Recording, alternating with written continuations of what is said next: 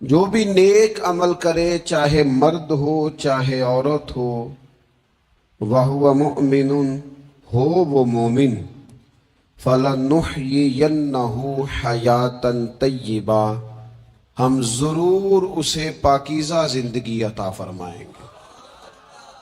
اگر نیک اعمال کرو گے تو شرط ایک ہی ہے کہ مومن ہو، باقی مرد ہو یا عورت ہو یہ کوئی شرط نہیں۔ اگر نیک اعمال کریں گے تو فَلَنُحْيِيَنَّهُ حَيَاةً طَيِّبَةً، پھر ہم پاکیزہ زندگی اس شخص کو نوازیں گے۔ مسند امام احمد بن حنبل میں اللہ کریم نے قرآن مجید میں بالکل اس عنوان کو بیان کیا، فرمایا وَمَا أَصَابَكُم مِّن مُّصِيبَةٍ فَبِمَا كَسَبَتْ أَيْدِيكُمْ وَيَعْفُو عَن كَثِيرٍ، فرمایا تمہیں جو بھی مصیبت پہنچتی ہے وہ تمہارے ہاتھوں کے کمائے ہوئے اعمال کی وجہ سے پہنچتی ہے۔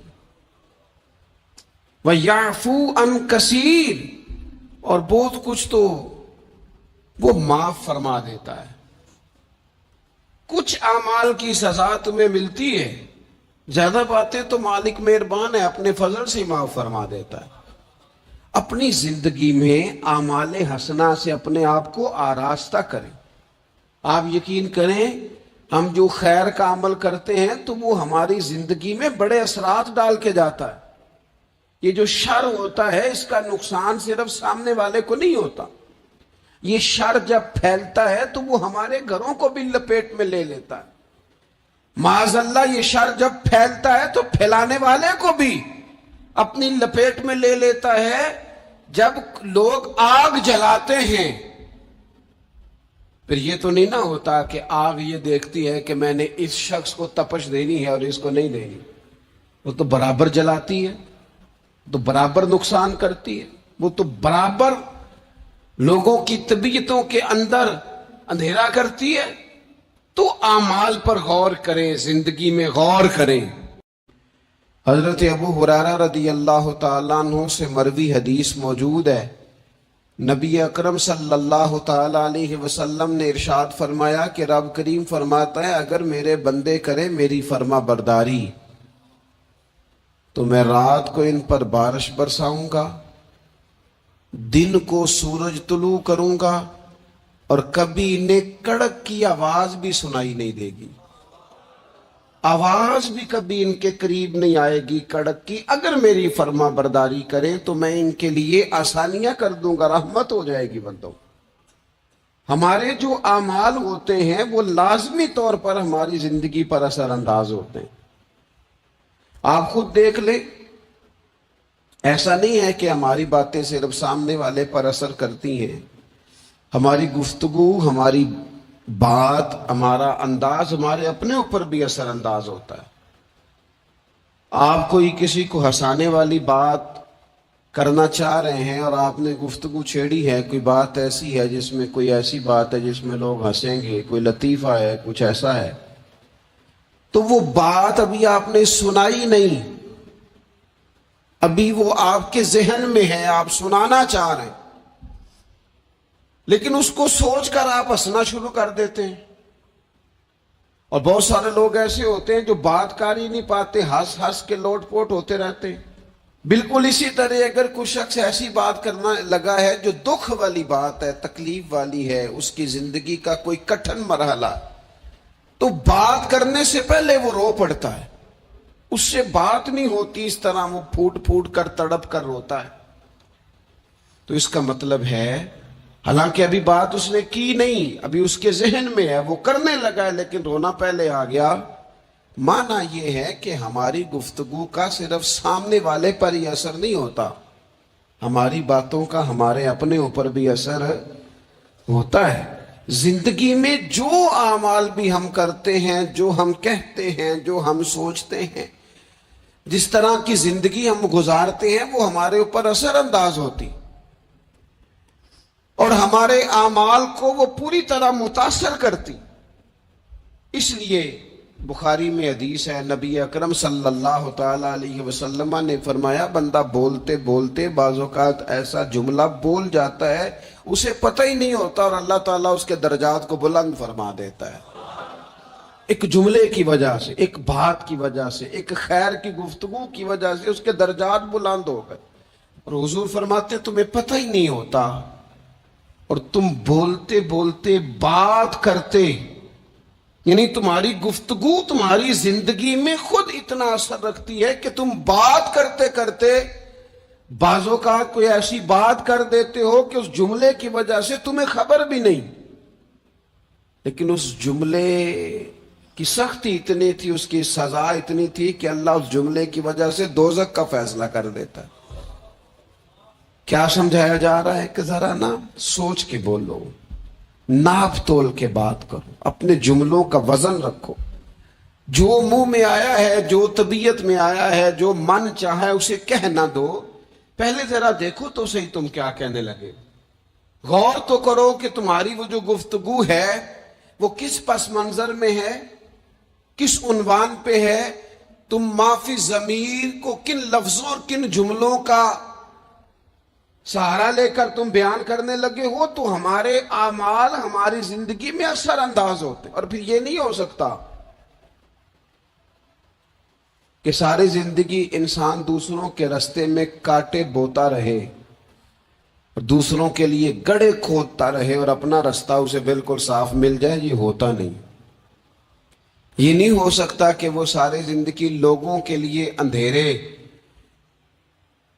خریدتا رہے، تراشتا رہے، اور خود وہ چاہے کہ اس کی زندگی میں ہمیشہ روشنی رہے. تمام عمر کے کانٹوں کی آبیاری پر عجیب شخص ہے، گلشن کی بات کرتا ہے. ساری زندگی بوتا کانٹے رہا ہے اور باتیں گلشن کی کر رہا ہے. ساری زندگی اس نے فصل وہ بوئی ہے جو لوگوں کو کاٹ دے گی، اور بات خوشبو اور پھولوں کی کر رہا ہے. تمام عمر کے کانٹوں کی آبیاری پر عجیب شخص ہے، اب گلشن کی بات کرتا ہے. یہ کیسے ہوگا؟ تو ان لوگوں کے لیے کھڈے کھودتا رہا ہے اور تیرے رستے کے اندر سپیڈ بریکر بھی کوئی نہ آئے، کوئی چیز تیرے لیے تکلیف کا. یہ ہو نہیں سکتا. انسان کے اعمال کا اس کی زندگی پر اثر پڑتا ہے. ہمارے جو روزمرہ کے معاملات ہوتے ہیں اگر وہ صالحیت والے ہوں، نیک ہوں، اچھے ہوں، تو وہ ہماری زندگی پر اثر چھوڑتے ہیں. اس سے ہماری زندگی خوبصورت ہوتی ہے، معنی خیز ہوتی ہے، ٹھنڈی ہوتی ہے، راحت والی ہوتی ہے. اور ہمارے اعمال اگر بد ہوتے ہیں، برے ہوتے ہیں، تو اس کا لازمی نتیجہ یہ نکلتا ہے کہ ہماری زندگی سے سکون چلا جاتا ہے. آزمائشیں، پریشانیاں، تکالیف، دکھ بڑھ جاتے ہیں. قرآن مجید فرقان حمید نے ان دونوں عنوانات کو بیان کیا. فرمایا کہ من عمل صالحا من ذکر او انثی. رستہ آخر کون سا ہے؟ میں نے دیکھا ہے کچھ لوگ مستقل بنیادوں پر لگے ہوئے اور وہ اپنے آپ کو آراستہ نہیں کرتے اچھے اعمال کے ساتھ. وہ کسی کرشمے کے منتظر ہیں، کسی دعا کے انتظار میں، کوئی تعویذ چاہتے. وہ کہتے کوئی آئے اور کچھ ایسا کر جائے کہ ہماری زندگی بدل جائے. اپنے اعمال پر توجہ دیں، اپنے روزمرہ کی چیزوں کو دیکھیں کہ ایسا نہیں ہوتا کہ ہم کوئی ایسی چیز کھا لیں جو ہماری طبیعت کے ساتھ فٹ نہ ہوتی ہو تو ہمارا سارا سکون لے نہیں جاتی. ہم کوئی ایسی غذا استعمال کر لیں جو ہماری بیماری کو بڑھا دے تو وہ ہمارے لیے آزمائش کا سبب نہیں بن جاتی. تو بھائی ہمیں ان غلطیوں کا بھی پتہ ہوتا ہے کہ جو غلطیاں ہم کرتے ہیں تو ہماری زندگی بے چین ہو جاتی. ہمیں ان خطاؤں کا پتہ ہے کہ جن خطاؤں کی وجہ سے ہمارے لیے بہت تکلیف اور بہت آزمائش ہو جاتی ہے. یہ کسی کو کم پتہ ہوتا ہے. اور میں نے کسی سے ایک لفظ سنا تھا، میرے ذہن میں رہ گیا. کسی سیانے نے کہا تھا بندہ اپنا آپ ڈاکٹر ہوتا ہے، بندہ اپنا آپ طبیب ہوتا ہے، بندہ اپنا آپ ہی حکیم ہوتا ہے. اسے پتہ ہوتا ہے اس چیز سے طبیعت ٹھیک ہوتی ہے، اس چیز سے طبیعت خراب ہوتی ہے. وہ خود جا کے ڈاکٹر کو بتا رہا ہوتا ہے وہ میں ذرا بد پرہیزی کر بیٹھا ہوں. او بھائی تو نیکی اور بدی کے معاملے میں بھی اپنا ڈاکٹر بن، غور کر. کسی کو پتہ نہیں تیرے بارے میں، پتہ ہو کہ نہ ہو تجھے تو پتہ ہے نا سارا. दूसरों की गलतियों का शक होता है, अपना तो बंदे को पक होता है। ते पता सारा है सरदार नु कीतियां दा, इसे सारी खबर है मन नानम के मन दानम। ये सारी जिंदगी अपनी कोताहियां दूसरों पे डाले, ये दूसरों को अपनी गलतियों का जिम्मेदार बनाए, ये पीछे रहने की वजह किसी और को करार दे, इसकी मर्जी है, जान छुड़ाना चाह रहा है। वरना ये याद रखिए कि इंसान को खबर होती है कि मेरी जिंदगी के अंधेरों का सबब क्या है। उसे पता होता है कि ये जो इमारत अनकंप्लीट रह गई है तो मैं कहां सुस्त हुआ था तो रह गई। जिस तरह आमाले हसना, मैंने दोनों मकाम कुरान मजीद के आपके सामने रखे, जिस तरह आमाले हसना नूर पैदा करते हैं, जिस तरह नेकी जिंदगी में सुरूर लाती है। मन आमिला सालिहम मिन ज़करिन औ उनसा व हुवा मुमिनुन फलनुहयिन्नहु हयातन तय्यिबा। जो भी नेक अमाल करे, मर्द हो या औरत हो, शर्त है कि मोमिन हो। फलनुहयिन्नहु हयातन तय्यिबा, हम उसे पाकीज़ा जिंदगी अता फरमाएंगे और जरूर पाकीज़ा जिंदगी अता करेंगे। साथ ही कुरान मजीद ने आगे जाकर एक और मकाम पर यह भी कह दिया कि वमा असाबकुम मिन मुसीबतिन फबिमा कसबत ऐदीकुम वयअफू अन कसीर। तुम्हें जिंदगी में जो भी मुसीबत पहुंचती है तुम्हारे अपने कमाए हुए आमाल की वजह से पहुंचती है, ज्यादा तो अल्लाह माफ कर देता है। और नबी पाक सल्लल्लाहु ताला अलैहि वसल्लम ने इन अल्फाज के साथ इस मजमून को बयान किया, फरमाया नेकी वो है जो तेरे दिल को सुकून अता करे। अब इस पर भी गौर कर लेना चाहिए कि अगर किसी की नेकी भी उसे सुकून नहीं दे रही, उसने इतना राशन बांटा है फिर भी तबीयत को सुकून नहीं, तो फिर वो देख ले नेकी तो है पर जरा मेयारी नहीं हो सकी, नेकी तो है पर रज़ाए इलाही वाली नहीं है। उसने बड़े खैर के काम किए हैं पर तबीयत फिर भी बेकरार है, उसका मतलब ये है कि नेकी तो है पर कहीं कहीं उसमें दिखावा आ गया है। हुजूर फरमाने लगे नेकी वो है जो तेरे दिल को करार अता करे, और फरमाया गुनाह वो है, बदी वो है जो तेरे दिल में खटके